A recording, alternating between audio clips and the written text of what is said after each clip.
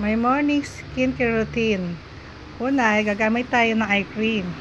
Yan, lagay lang natin sa ating ilalim ng ating mata. Yan, medyo ating massage ng konti. Kasi syempre, medyo nagkakaedad na tayo, kaya kailangan na natin ito. Ito ang ating me time. Lagyan natin ang ating eye cream. Ang me time ng mga mami. Lagay lang po natin.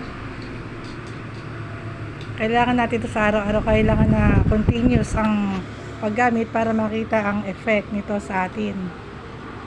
Tap-tap lang natin ng konti.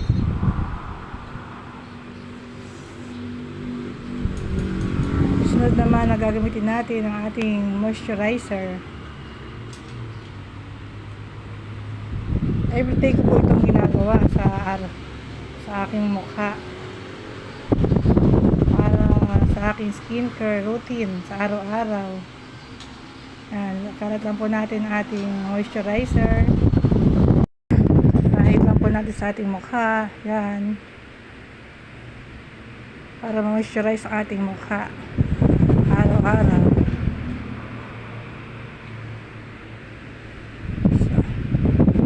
Massage po natin ng konti. Sunod po natin ang ating salpati sa leeg. Yan, lagay natin para pantay siya, mukha at leeg.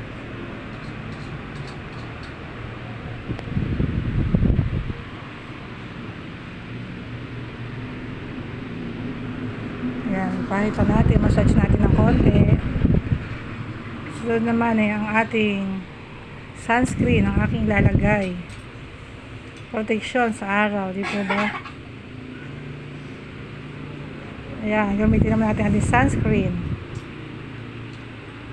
para protection, para lagi tayong maayos ang ating mukha.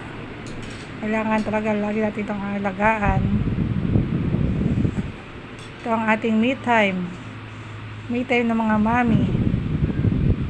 Kaya nga self-care palagi dapat, hindi po ba? Ayan, massage po natin. Mahalaga po ang skincare sa ating sarili para sa ating pag-iingat sa ating balat, para ma-moisturize at malagaan ang ating balat. Yan po ang aking morning skincare routine. Ito po ang aking morning skincare routine. Thank you po for watching. God bless.